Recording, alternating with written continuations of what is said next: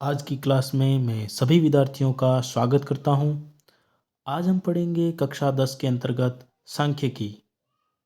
सांख्यिकी के अंतर्गत हम पढ़ने वाले हैं केंद्रीय प्रवृत्ति के माप। जैसा कि हम जानते हैं, केंद्रीय प्रवृत्ति के माप के अंतर्गत हम पढ़ते हैं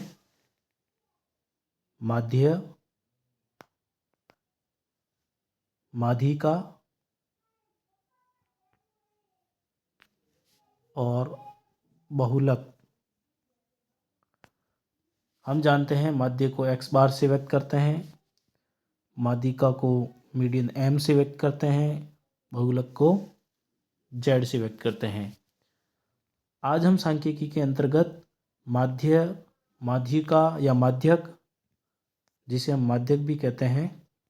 देखिए, ये माध्य है और ये माध्यक का है। देखिए, इसमें अंतर है, माध्य और माध्यक और बहुलक पढ़ने वाले हैं। क्या होता है माध्य, क्या होता है माध्यिका और क्या होता है बहुलक, ये हम पढ़ेंगे। उससे पहले हम देखेंगे कि कक्षा 9 में आपने देखा था कि आंकड़े दो प्रकार के होते हैं। आंकड़े दो प्रकार के होते हैं। एक होता है वर्गीकृत आंकड़ा, एक होता है अवर्गीकृत आंकड़ा। आप अच्छे से जानते हैं वर्गीकृत आंकड़ा क्या होता है और अवर्गीकृत आंकड़ा क्या होता है। अवर्गीकृत आंकड़े का मतलब होता है, जैसे मैं ये कहूँ कि एक कक्षा है, कक्षा में 7 विद्यार्थी है। 7 विद्यार्थियों ने गणित विषय में 5 नंबर में से प्राप्त किए गए अंक इस प्रकार हैं। पहला विद्यार्थी 5 नंबर में से 2 नंबर लाता है, दूसरा विद्यार्थी 3 नंबर, तीसरा विद्यार्थी 5 में से 5 नंबर, चौथा विद्यार्थी 0 नंबर, पांचवा विद्यार्थी नंबर प्राप्त करता है 4 नंबर, छठा विद्यार्थी 1 नंबर और सातवां विद्यार्थी मान लीजिए 6 नंबर, 2 नंबर प्राप्त करता है। तो यहाँ आप देख रहे हैं प्रत्येक विद्यार्थी का नंबर दे रखा है। इस प्रकार के आंकड़े को अवर्गीकृत आंकड़ा कहते हैं। अगर हम इस अवर्गीकृत आंकड़े को वर्गीकृत आंकड़ों में कन्वर्ट करें तो हम ये कह सकते हैं कि 0 से 2 नंबर प्राप्त करने वाले विद्यार्थी कितने हैं, 2 से 4 नंबर प्राप्त करने वाले विद्यार्थी कितने हैं, 4 से 5 नंबर प्राप्त या 6 नंबर प्राप्त करने वाले विद्यार्थी कितने हैं। यहाँ हम देख रहे हैं कि 0 से 2, 2 से 4, 4 से 6, ये वर्ग है। इसको क्या बोलते हैं, वर्ग बोलते हैं। वर्ग को भी दो प्रकार से विभाजित करते हैं। एक होता है अपवर्ती और एक होता है समावेशी। देखो, समावेशी में क्या होता है कि जैसे यहाँ देख रहे हैं 0 से 2, 2 से 4, तो यहाँ पर अगर 2 नंबर है तो 2 नंबर 0 से 2 में काउंट नहीं करेंगे, 2 से 4 में काउंट करेंगे। यानी अगले वाले वर्ग में 2 आंकड़े को काउंट करेंगे। तो इस प्रकार की विधि को वर्ग में अपवर्ती विधि कहते हैं। अगर मान लीजिए ये होता 0 से 1, फिर 2 से 3, 4 से 5, तो इस प्रकार होता, तो उसमें हम 2 को अगले वाले में न करके उसी वर्ग में, जैसे यहाँ 1 होता तो 1 उसी वर्ग में काउंट करते, तो हम उसको बोलते समावेशी वर्ग विभाजन। तो यहाँ हम देख रहे हैं कि अगर हम इसको आंकड़ों को वर्ग अंतराल में बांटते हैं तो ये वर्गीकृत आंकड़ा बन जाता है। तो इस प्रकार आंकड़े दो प्रकार के होते हैं, एक होते हैं वर्गीकृत और एक होता है अवर्गीकृत।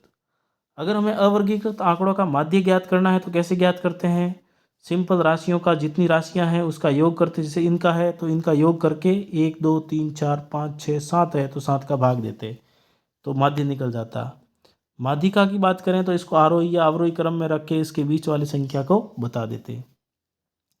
इस प्रकार के हम प्रश्न आगे करेंगे, हल आगे देखेंगे।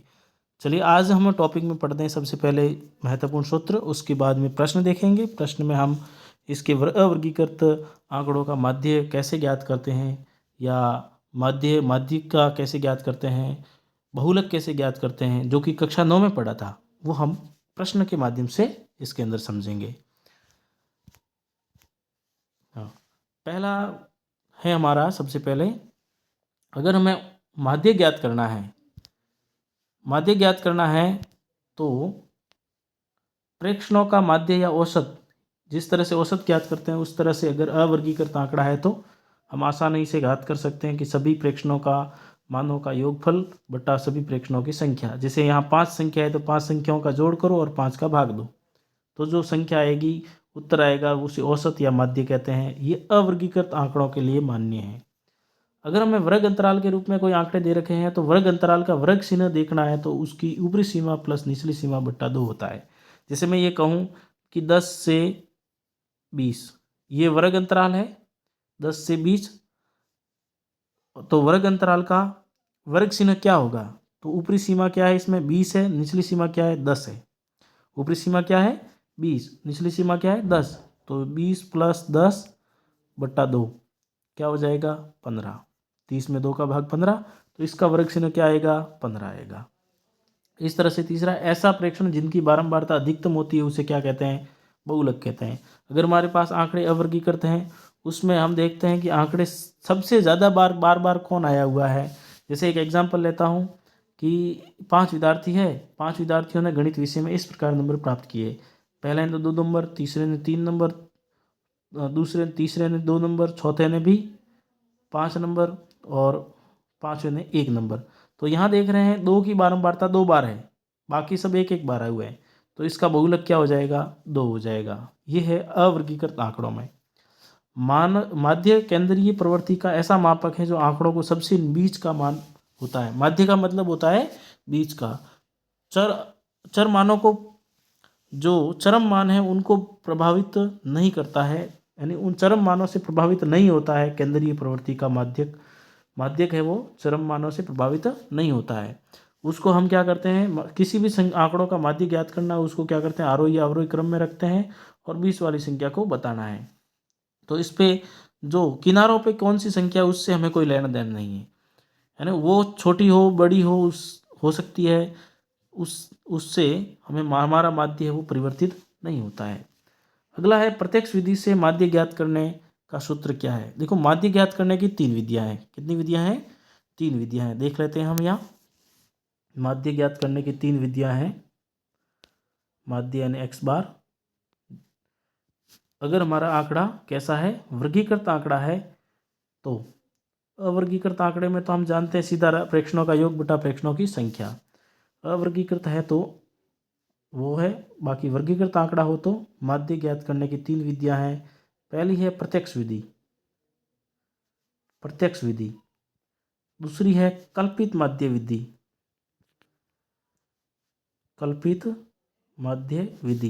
तीसरी है पग विचलन विधि। देखो एक बात कि किसी भी विधि से हम माध्य ज्ञात करें सभी स्थिति में माध्य समान आता है। ऐसा नहीं कि प्रत्यक्ष विधि में माध्य ज्ञात करेंगे, कल्पित में माध्य ज्ञात करेंगे, पग विचलन में माध्य ज्ञात करेंगे अलग अलग आएगा, कभी नहीं, सब में सेम आएगा। तो प्रत्यक्ष विधि से माध्य ज्ञात करने का सूत्र क्या होता है? X bar is equal to, अच्छे से याद कर लेना है, sigma F i x i बटा सिग्मा एफ आई होता है, जहाँ एफ आई क्या है बारंबारता है, एक्स आई क्या है वर्ग चिन्ह है। तो इसके लिए अगर हम टेबल बनाते हैं तो किस प्रकार बनती है प्रत्यक्ष विधि में टेबल बनती है हमारी। देखो एक वर्ग अंतराल, ये वर्ग अंतराल, वर्ग चिन्ह यानी एक्स, ये बारंबारता एफ, और एक बन जाएगा एफ एक्स का कॉलम। तो 1 2 3 4 कॉलम बनाना है, वर्ग अंतराल, वर्ग चिन्ह, बारंबारता और एफ आई एक्स आई का गुणा, ये 4 कॉलम बना के हम प्रत्यक्ष विधि से किसी भी वर्गीकृत आंकड़ों का माध्य बहुत आसानी से ज्ञात कर सकते हैं। दूसरी विधि है कल्पित माध्य विधि। कल्पित माध्य विधि कब उपयोग करते हैं? जब हमारे आंकड़े बहुत बड़े हो, मतलब संख्याएं हमारे पास दी हुई है वो बहुत बड़ी संख्या है, ऐसी स्थिति में हम कल्पित माध्य विधि का उपयोग करते हैं। कल्पित माध्य विधि से माध्य ज्ञात करने का सूत्र होता है x bar is equal to, जो हमने कल्पित किया है, कल्पना की है माध्य की, वो ए, उसे ए मानते हैं, तो A plus sigma F I D I बटा सिग्मा एफ आई। तो ऐसी स्थिति में क्या होता है देखिए, मैं अगली स्लाइड में इसको हल करता हूँ।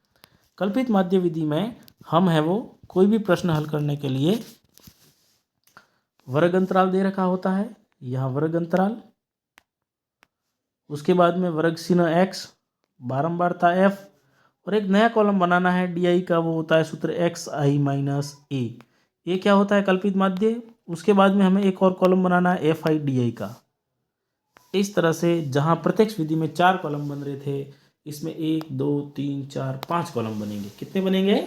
5 कॉलम।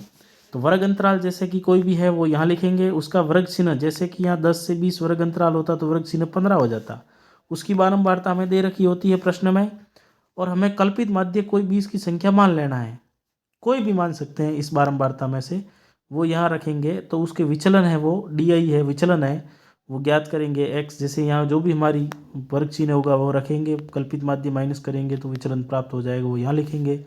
फिर एफ आई और डी आई इन दोनों का गुणा है वो लास्ट के कॉलम में लिखेंगे। फिर इनका योग करेंगे, सिग्मा एफ आई डी आई, वो सीधे फॉर्मूले में रख के माध्य ज्ञात कर लेंगे। कैसे करते हैं देखिए, इस फॉर्मूले से। अब एक कल्पित माध्य के बाद में पग विचलन विधि। पग विचलन विधि में का प्रयोग कब करते हैं? जब हमारा आंकड़ा कैसा हो? बहुत बड़ा हो, मतलब संख्याएं बहुत बड़ी हो, जो गुणा करने में, जो योग करने में सरलता महसूस हो, उसके लिए पग विचलन विधि का उपयोग करते हैं। तो पग विचलन विधि से माध्य ज्ञात करने का सूत्र होता है x bar is equal to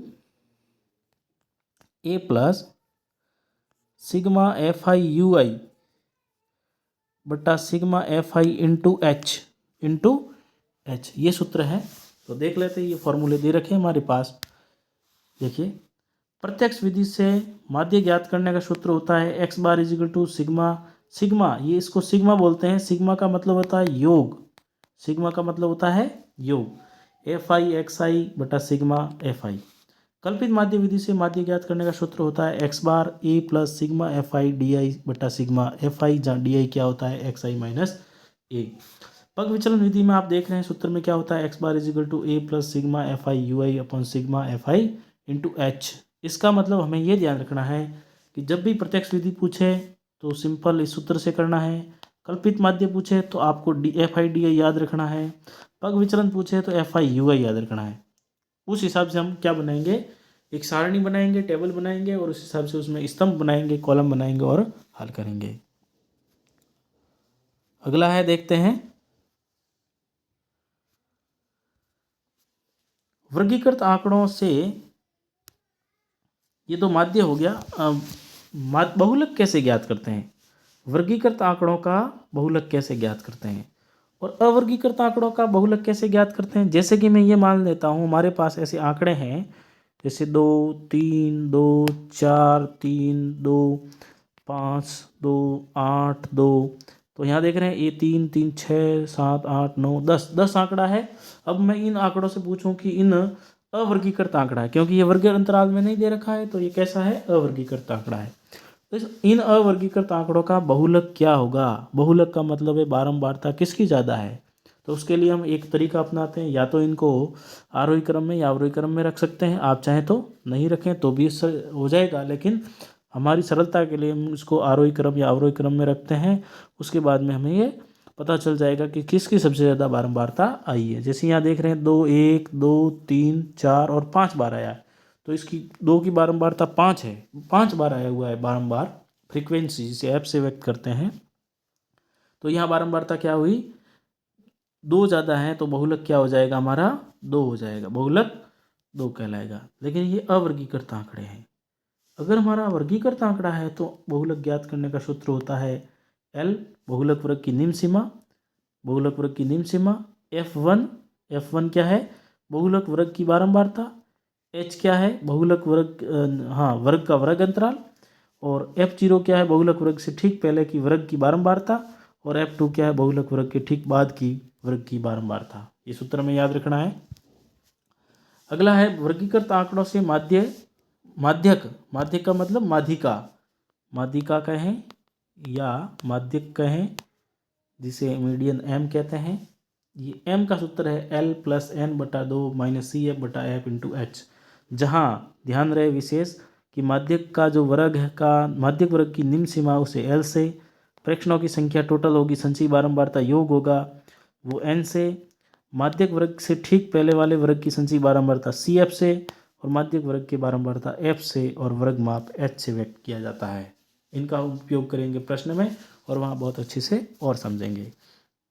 चलते हैं अगला क्या है, माध्यक और बहुलक में संबंध। एक संबंध होता है 3m z प्लस 2x बार, मतलब ये इनके मतलब संबंध होता है कि जो माध्यक है वो उसका 3 गुना, माध्यक का 3 गुना बहुलक तथा 2 गुना माध्यक के योगफल के बराबर होता है।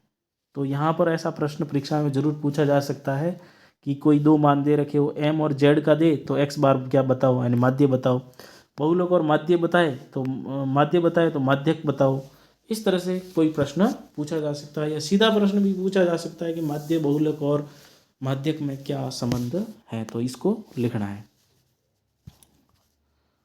अब हमारे पास हैं ऑब्जेक्टिव टाइप के प्रश्न। पहला प्रश्न है केंद्रीय प्रवृत्ति के माप है। केंद्रीय प्रवृत्ति के माप के अंतर्गत हम माध्य भी पढ़ते हैं, माध्यक भी पढ़ते हैं, बहुलक भी पढ़ते हैं, यानी x बार, m और z तीनों को पढ़ते हैं। तो यहाँ ऑप्शन कौन सा राइट हो जाएगा, चौथा। वर्ग अंतराल में वर्ग की निम्न सीमा है। यहाँ दे रखा है वर्ग अंतराल 40 से 45। इसकी निम्न सीमा क्या है, इसकी निम्न सीमा है, निचली सीमा है 40।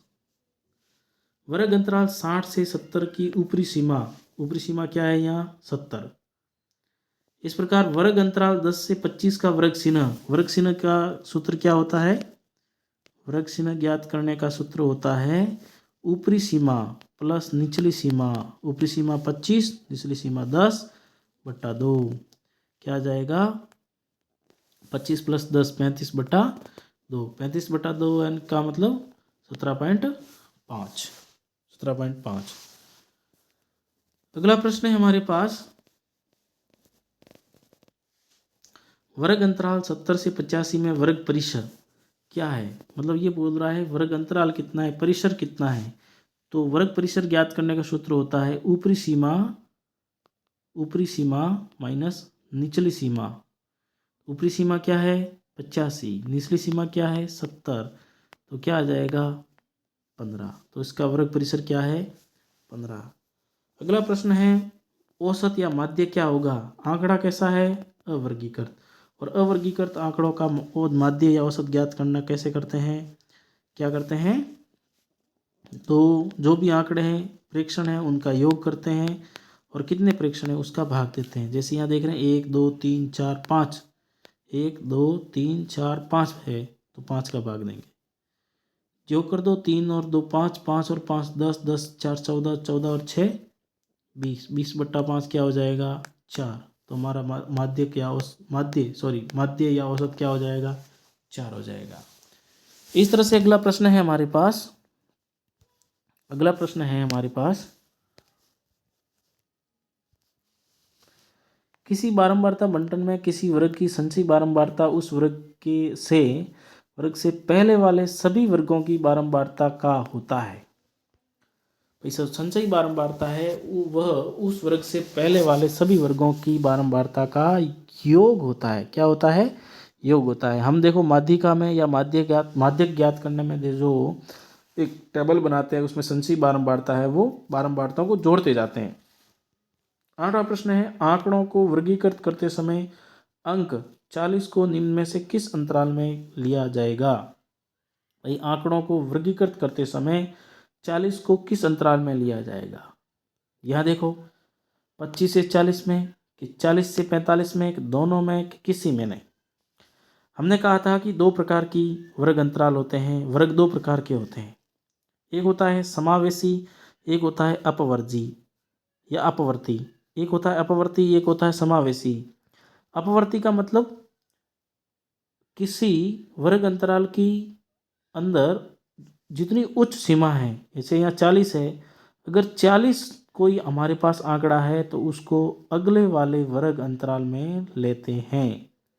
तो यहाँ देखो 25 से 40, 40 से 45 है, इसका मतलब यहाँ कैसी है वर्ग अपवर्ती वर्ग दे रखा है।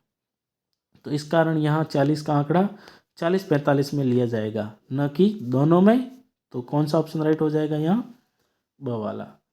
अगर यहाँ ऐसा होता 25 से 39 और फिर 40 से 44। तो इसमें हम अगर कोई 39 तक आंकड़ा होता तो वो इसमें लिया जाता। तो यहाँ देखते हैं अगला प्रश्न। आंकड़ों को वर्गीकृत करते समय अंक 40 को निम्न में से किस अंतराल में लिया जाएगा? यही प्रश्न है हमारे पास। 40 से 45 में लिया जाएगा। सांख्यिकी में जोड़ के लिए यूनानी अक्षर प्रयुक्त किया जाता है। सांख्यिकी में जोड़ के लिए योग के लिए सिग्मा, इसका उपयोग करते हैं, सिग्मा का।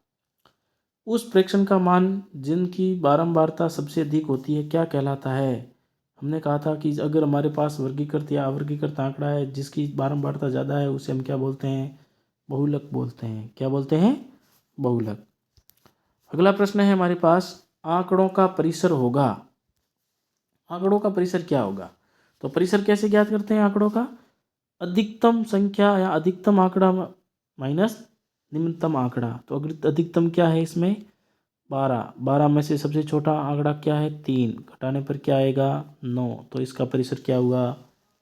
9 हुआ। अगला है, प्रथम 7 संख्याओं का माध्य होगा। प्रथम 7 संख्याओं का माध्य क्या होगा? प्रथम 7 संख्याओं का मध्य क्या होगा? इसमें हम जानते हैं प्रथम n प्राकृत संख्याओं का योग और फिर उसमें 7 का भाग देंगे, n का भाग दे देंगे। प्रथम 7 प्राकृत संख्याएं क्या होती है? 1 2 3 4 5 6 7। ये प्रथम 7 संख्याएं हैं। इनका अगर माध्य ज्ञात करना है तो यहाँ तो हालांकि छोटी संख्या है, सीधा योग भी कर सकते हैं और सीधा 7 का भाग दे देंगे। ऐसे भी कर लेंगे। दूसरी विधि में बताता हूँ। इनको जोड़ दो। 2 और 1 3, 3 और 3 6, 6 4 10, 10 और 5 15, 15 और 6 21 और 21 और 7 कितने होते हैं? 28। 28 बटा 7 का मतलब 4। तो इसका माध्य क्या हो जाएगा? औसत क्या हो जाएगा? 4 हो जाएगा। अगर हमारे पास आंकड़े ऐसे बहुत ज़्यादा हैं, प्राकृत संख्याएं दे रखी है ज़्यादा हैं n, तो उनका योगफल ज्ञात करने का सूत्र होता है, समांतर श्रेणी में हमने पढ़ा था, n धनात्मक पूर्णांकों का योगफल ज्ञात करने का सूत्र होता है n+1/2। तो यहाँ जैसे 7 है, 7 गुणा 8/2 ये योगफल आएगा। 7 गुणा 8 कितने? 56। 56 में 2 का भाग। 7 गुणा 8/2 भाग देंगे तो क्या आएगा? 28 आएगा। और 7 संख्या है तो 7 का भाग देने पर 4। इस तरह से भी हम ज्ञात कर सकते हैं। अगला प्रश्न है हमारे पास। अब हमारे पास प्रश्न है, निम्न आंकड़ों का माध्यक ज्ञात कीजिए। माध्यक का मतलब m। आप कंफ्यूज नहीं होए। माध्य का मतलब होता है x बार, औसत। माध्यक का मतलब होता है m, मीडियन। तो माध्यक ज्ञात करने के लिए हमें सबसे पहले ये पता करना पड़ेगा कि आंकड़ा कैसा है। हम यहाँ देख रहे हैं आंकड़ा वर्ग अंतराल में नहीं है, इसका मतलब कैसा आंकड़ा है? अवर्गीकृत आंकड़ा है। और अवर्गीकृत आंकड़ों का माध्यक ज्ञात करने का तरीका होता है, आंकड़ों को सबसे पहले आरोही या अवरोही क्रम में रखिए। हम इसको आरोही क्रम में रखते हैं, मतलब बढ़ते हुए क्रम में। सबसे छोटा संख्या क्या है इसमें? सबसे छोटी संख्या है, देखो 20 से छोटी संख्या कोई नज़र नहीं आ रही, तो मैं लिख देता हूँ 20। इसके बाद में 20 के बाद में क्या है? 21 भी नहीं है, सीधा 22 है। 22 के बाद में क्या है? 23 है। 23 के बाद में 23 के बाद में है 25, 26, 26 के बाद में 28, 28 के बाद में 26 के बाद में 28, 28 के बाद में 31, 30 के बाद में 32 और 32 के बाद में 35। 1 2 3 4 5 6 7 8 9 10 संख्या है। तो यहाँ 3 6 3 9, एक और संख्या रह गई हमारे पास। 20 आ गया है, 22 आ गया है, 23 आ गया है, 25 26, 28, 31, 32 और 34। 34 भी है और फिर 35 है। तो ये आपकी संख्याएं हो गई 10। कितनी संख्याएं यहाँ? 10 संख्याएं हैं। 10 संख्याएं हैं, अर्थात जब पदों की संख्या या पद मान लेते हैं इनको, 1 2 3 4 5 6 7 8 9 10 पद हैं। और जब पद 10 हैं अर्थात पदों की संख्या n का मान, पदों की संख्या 10 है, जो कि क्या है हमारे पास पदों की संख्या सम है। और जब सम हो तो क्या करते हैं हम? पदों की संख्या सम होने पर हम m बराबर 10/2 वा पद प्लस 10/2 प्लस 1 वा पद बट्टा 2, मतलब उनके मध्य वाले दो पदों का योगफल, उनका औसत है वो निकालते हैं मध्य दो पदों का। तो 10/2 मतलब 5वां पद और ये छठा पद, 5वां और छठा पद जोड़ के उसमें 2 का भाग देना है, तब हमारा माध्यक ज्ञात निकलेगा। तो यहाँ 1 2 3 4 और 5, 5वां पद क्या है? 5वां पद है हमारा, देखिए 1 2 3 4 5, 5वां पद है 26, हाँ 26, और छठा पद है 28। पाँचवें और छठे पद का योगफल करके 2 का भाग देंगे। तो यहाँ दे रखा है 5वां पद है 26, छठा पद है 28, योग करो 2 का भाग दो, जोड़ दो 8 28 और 26, चल के 1 तो 4 और 1 5, 54 बटा 2, 54 में 2 का भाग दिया तो 2 बार और 27 बार, मतलब हमारा जो माध्य है m क्या आएगा? 27 आएगा। इसका माध्यक कितना आएगा? माध्य नहीं, माध्यक कितना आएगा? m का मान कितना आएगा? m का मान आ जाएगा 27 आएगा। इस तरह से हम इसको हल करते हैं। अगला प्रश्न है हमारे पास, यदि x + 6, x + 2, x + 5, x + 7 का समांतर माध्य 10 है तो x का मान क्या होगा? ये भी बहुत सरल प्रश्न है। ये हमारे देश का है x + 6 plus x + 2 plus x + 5 plus x + 7। ऐसा क्यों कर रहे हैं? क्योंकि ये आंकड़े दे रखे हैं, इसका समांतर माध्य 10 दे रखा है। आंकड़े कितने हैं? 1 2 3 4 दे रखे हैं, और इसका समांतर माध्य यानी राशियों का योग, प्रेक्षणों का योग करके उसमें प्रेक्षणों की संख्या का भाग देते हैं तो समांतर माध्य या माध्य निकलता है x बार। तो यहाँ दे रखा है 10, इसको हम करते हैं सरल। देखो 1 2 3 4, 4 बार x है तो 4x जोड़ने पर प्लस 6 और 2 8, 8 और 3 सॉरी 5, 8 और 5 13, 13 और 7 20, 20। इसका वज्र गुणा कर देंगे, यहाँ इसका हो जाएगा 4 का 10, 10 से 40। अब इसको हम और सरल करते हैं, 4x बराबर क्या हो जाएगा? 40 माइनस 20। तो क्या बनता है? 4x बराबर 40 माइनस 20, तो या 4x बराबर 20, 40 में से 20 घटाएंगे तो 20, या x बराबर 20/4, तो x बराबर क्या प्राप्त होता है? 5। x का मान कितना आएगा? 5 आएगा। यहाँ पर जो x है वो क्या आएगा? 5 आएगा, तब हमारा समांतर माध्य इन आंकड़ों का 10 होता है। अगला प्रश्न है, माध्यक वर्ग किसे कहते हैं? माध्यक वर्ग किसे कहते हैं? तो माध्यक वर्ग वो होता है जिसमें परीक्षणों की संख्या n है, n/2, n/2 करने पर उससे अगले वाली जो संचयी बारंबारता आती है, n/2 के अगले वाली संचयी बारंबारता, उसका वर्ग माध्यक वर्ग कहलाता है। समझ में आ रहा होगा? इसको हम एग्जाम्पल में और अच्छे से समझेंगे। अगला प्रश्न है हमारे पास, हाँ यही प्रश्न है, इसमें हम समझ लेंगे।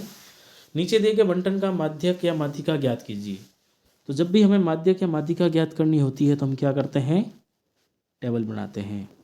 आंकड़ा कैसा है देखिए, x मान दे रखा है, बारंबारता दे रखी है, तो हमारा आंकड़ा कैसा है?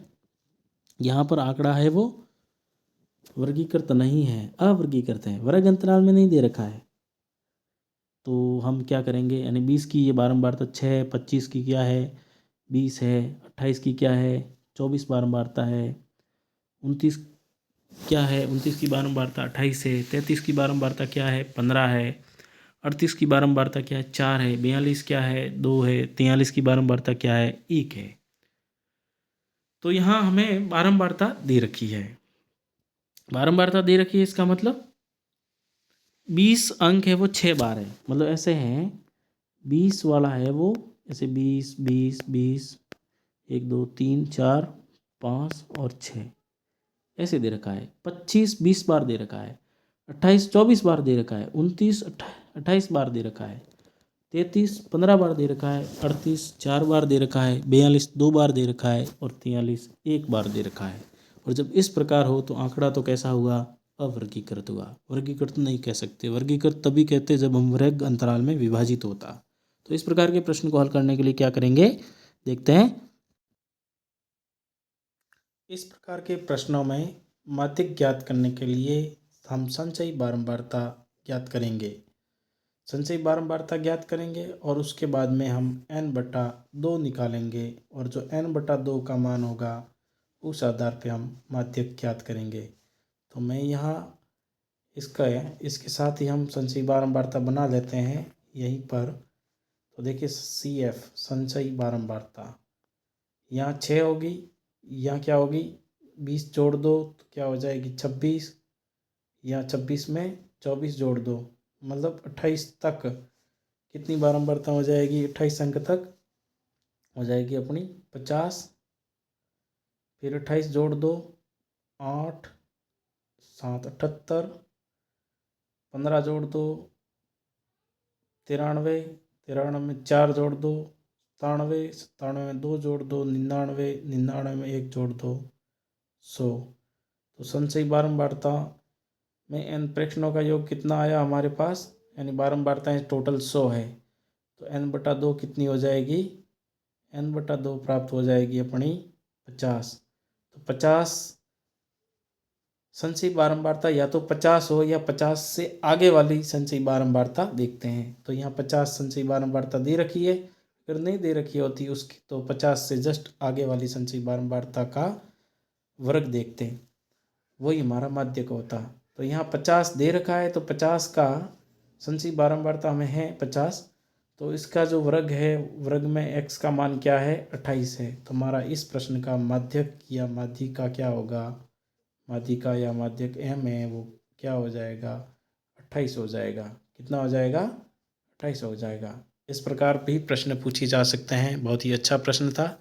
ऐसे प्रश्न में हमें केवल यही ध्यान रखना है, संचयी बारंबारता ज्ञात करके n/2 के अकॉर्डिंग हम बंटन का माध्य ज्ञात करते हैं। अगला प्रश्न है हमारे पास, सूत्र दे रखे हैं और उसमें खाली जगह में रिक्त स्थान में पूर्ति करनी है। तो सांख्यिकी कक्षा 10 के अंदर 13 नंबर का यूनिट है, आप जैसा कि जानते हैं। तो यहाँ पर हमें फॉर्मूले भी हमारे लिए बहुत महत्वपूर्ण बन जाते हैं, इसको अच्छे से याद रखना है। सीधा सीधा प्रश्न पूछा जा सकता है। प्रश्न है, बहुपद ज्ञात करने के सूत्र में प्रयुक्त प्रतीक चिन्ह बताइए। ये बहुपद का फॉर्मूला दे रखा है, इसका प्रतीक चिन्ह क्या है बताना है। बहुलक वर्ग की निम्न सीमा L से व्यक्त करते हैं, वर्ग अंतराल की माप H से व्यक्त करते हैं, बहुलक वर्ग की बारंबारता हम F1 से, बहुलक वर्ग से ठीक पहले वर्ग की बारंबारता F0 से, बहुलक वर्ग के ठीक बाद आने वाली बारंबारता F2 से व्यक्त करते हैं। अगला प्रश्न है, माध्य ज्ञात करने का या माध्यिका ज्ञात करने का सूत्र दे रखा है, इसमें आपको प्रतीक चिन्ह बताने हैं। देखो माध्यक वर्ग की निम्न सीमा L से, प्रेक्षणों की संख्या n से, माध्यक वर्ग से ठीक पहले वाले वर्ग की संचयी बारंबारता CF से, माध्यक वर्ग की बारंबारता F से और वर्ग माप है वो H से व्यक्त किया जाता है। अगला हमारे पास है प्रश्न, कल्पित माध्य विधि से माध्य ज्ञात करने का सूत्र क्या है। देखो कल्पित माध्य से विधि से माध्य ज्ञात करने का सूत्र होता है x bar is equal to कल्पित माध्य A plus sigma F I D I upon sigma F I. ये सूत्र याद रखना आपको। अगला प्रश्न है, किसी गेंदबाज द्वारा 15 क्रिकेट मैचों में लिए गए विकेटों की संख्या निम्नलिखित है, तो इनका बहुलक क्या होगा। बहुलक का मतलब सबसे ज़्यादा बार कौन आया हुआ है। तो आप चाहें तो इसको क्रम में रख सकते हैं, आरोही या अवरोही में, ताकि हमें प्रश्न को जानने में सरलता होगी बहुलक ज्ञात करने पे। लेकिन अगर ऐसे देखा जाए तो यहाँ हम इसको क्रम से जमा लेते हैं। 0 कितनी बार आए हुए हैं, 2 बार हैं। 1 2 बार हैं। 2 2 बार दिख रहे हैं मुझे। 3 4 बार हैं। 4 2 बार हैं। 5 1 बार है। 6 1 बार है। देखो जोड़ें, 2 और 2 4 5 6 7 8 9 10 11 12 13 14। एक और रह गया अंक। क्या रह गया अपने पास, देखिए 1 2 बार, 0 2 बार, 2 1 2 2 बार, 3 1 2 3 4 5 बार है। 3 5 बार है। इस तरह से 15 हो गए। तो अब बताओ सबसे ज़्यादा किसकी आवृत्ति हुई है, बारंबारता सबसे ज़्यादा किसकी है, 3 की है। तो हमारा बहुलक क्या हो जाएगा, 3 हो जाएगा। इसका क्या बहुलक हो जाएगा, 3 हो जाएगा। अगला प्रश्न है हमारे पास, निम्नलिखित बंटन का समांतर माध्य कल्पित माध्य विधि से ज्ञात करना है। कल्पित माध्य विधि से समांतर माध्य ज्ञात करना है। और कल्पित माध्य से ज्ञात करने के लिए हमें क्या करना पड़ेगा, एक सारणी बनानी पड़ेगी और हमें कल्पित माध्य मानना पड़ेगा, फिर हल करना पड़ेगा। तो यहाँ इसके लिए हम सार टेबल बना देते हैं। एक देखो, वर्ग अंतराल, बारंबारता, वर्ग चिन्ह, देखो ये वर्ग अंतराल, ये वर्ग अंतराल, ये वर्ग अंतराल का वर्ग चिन्ह, ये बारंबारता, और उसके बाद में हम निकालेंगे D I. D I is equal to X minus A, और फिर निकालेंगे एफ आई डी आई। जैसे कि यहाँ 10 से 25, 10 से 25, इसका जो वर्ग चिन्ह है वो क्या हो जाएगा, 10 + 25 बटा 2, वर्ग चिन्ह निकलेगा 17.5। इस तरह से एफ क्या हो जाएगा हमारा, एफ है यहाँ 2। इस तरह से सभी लिखेंगे। तो यहाँ हम प्रश्न को स्टाइलस के बिना नहीं लिख पा रहे हैं, तो हमने हाथ से लिखकर इसमें ऐड किया है। देखते हैं अगले पृष्ठ पे। देखिए हमारे पास यहाँ वर्ग अंतराल दे रखा है 10 से 25, 25 से 40, 40 से 55, 55 से 70, 70 से 85, 85 से 100। इस प्रकार बारंबारता इनकी दे रखी थी 2 3 7 6, 6 और 6 प्रश्न में दे रखी है, देख लीजिए यही है हमारे पास। अब हम क्या करते हैं, इसका वर्ग चिन्ह निकालते हैं, यानी एक्स आई। इसी प्रकार देखो एक्स आई निकली, ऊपरी सीमा प्लस निचली सीमा बटा 2, तो 17.25, 32.5, 47.5, 62.5, 77.5 और क्या आ रही है हमारी 92.5। डी आई हमने जो कल्पित माध्य मान लिया है कल्पना करके 47.5, कोई भी मान सकते हैं आप। हमने आमतौर पे हम बीच वाली संख्या को ही मानते हैं, जिससे आधे मान माइनस में आधे प्लस में, देखो ये माइनस में आधे प्लस में प्राप्त होते हैं, तो योग करने में सहायता होती है। तो डी आई का मान क्या होगा, एक्स आई माइनस ए। तो डी आई क्या है, एक्स आई क्या है हमारा, यह 17.5 है। 17.5 माइनस 47.5, तो क्या आएगा माइनस के 30।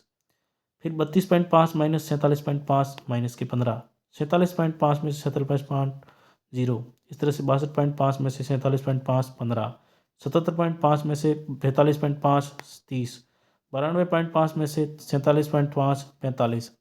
फिर FI/DI का गुणा, ये DI है और ये हमारा FI है। जैसे 2 और 30 का गुणा -60, 3 और 15 -15 -45, 7 और 0 0, 6 और 15 90, 6 और 30 180, 6 और 45 का गुणा 270 और इनका सिग्मा FI/DI योगफल 430 होता है। प्लस प्लस की संख्या जोड़ो, माइनस माइनस की संख्या जोड़ो, फिर प्लस में से माइनस की संख्या घटा दो। हम जानते हैं कल्पित माध्य ज्ञात करने का सूत्र ये होता है x bar is equal to a plus sigma FI/DI upon sigma FI। 47.5 कल्पित माध्य, सिग्मा FI/DI 400 क्या था जो योग था वो 35 बटा सिग्मा FI क्या है, सिग्मा यानी बारंबारता का योग है 30 का भाग देते हैं, सरल करते हैं तो हमारा माध्य क्या आता है 62 आता है। इस तरह से कल्पित माध्य विधि से हम हल करते हैं। अगला प्रश्न है हमारे पास, बहुलक ज्ञात करना है।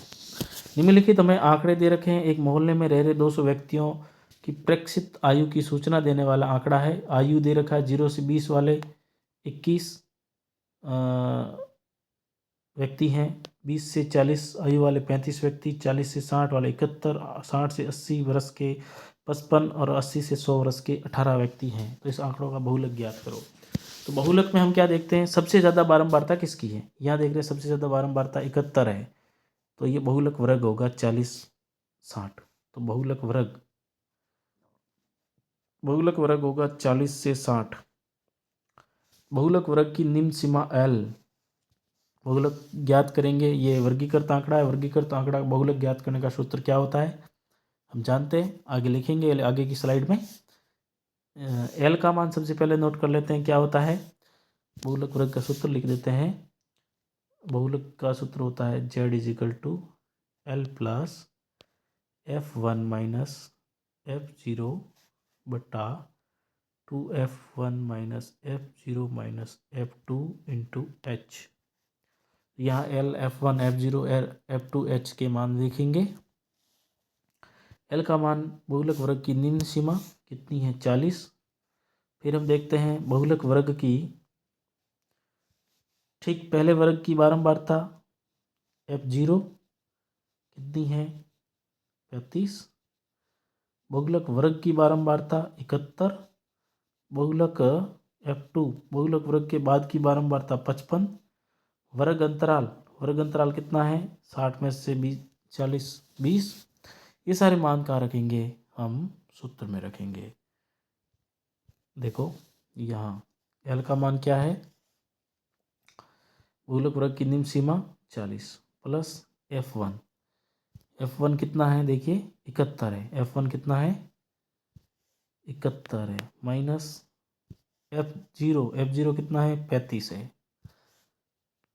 बट्टा 2 F1 कितना है F1 है 71 माइनस F0 है 35 माइनस F2 कितना है देखिए F2 है 55 हाँ इंटू H कितना है बहुलक वर्ग का अंतराल, वर्ग अंतराल कितना है 20 का है, 60 में से 40 20 का है। अब इसको सरल करते हैं क्या था देखिए 40 प्लस 71 में से 35 घटाएंगे तो 11 में से 5 गए तो 6 और 6 में से 3 गया तो 3 तो क्या आ जाएगा 6 और 3 36 बट्टा 71 गुणा 2 तो क्या आ जाएगा 142।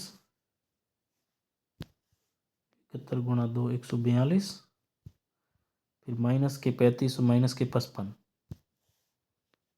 माइनस 35 माइनस के 55 इंटू H 40 प्लस 36 142 माइनस ये जोड़ दो, माइनस माइनस जुड़ जाएंगे 10 असल के 1 8 और 1 90 इंटू 20। इसको और सरल करते हैं 40 प्लस 36 142 में से 90 जाएंगे तो 2, 14 में से 9 गया तो पीछे बचा 5 इंटू 20। इसको हम और सरल करते हैं। क्या आ रहा है? 40 प्लस 36/52 इंटू 20। काट सकते हैं आप, आराम से काट दीजिए।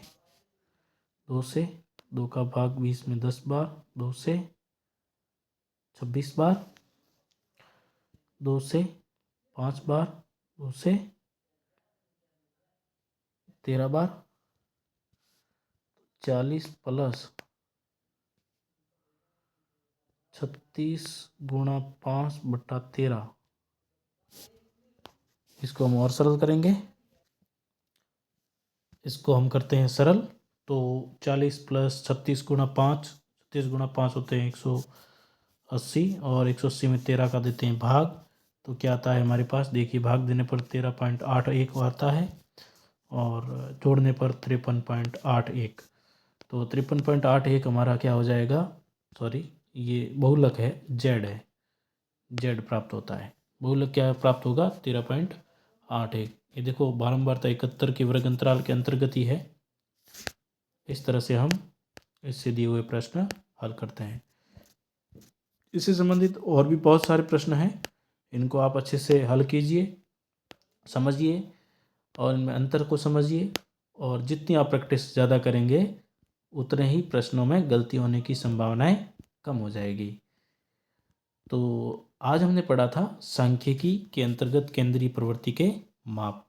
बहुत ही अच्छा टॉपिक है। इसमें से आपके 13 नंबर के प्रश्न पूछे जाएंगे। ऑब्जेक्टिव टाइप के प्रश्न भी आएंगे, छोटे प्रश्न भी आएंगे, खाली जगह वाले भी आएंगे और बड़ी प्रश्न भी आएंगे। तो इस तरह से आप तैयारी करते रहें। हमारी आज की क्लास कैसी लगी ज़रूर बताएं, कमेंट में बताएं, लाइक करें, शेयर करें और अपने चैनल को सब्सक्राइब करें। धन्यवाद।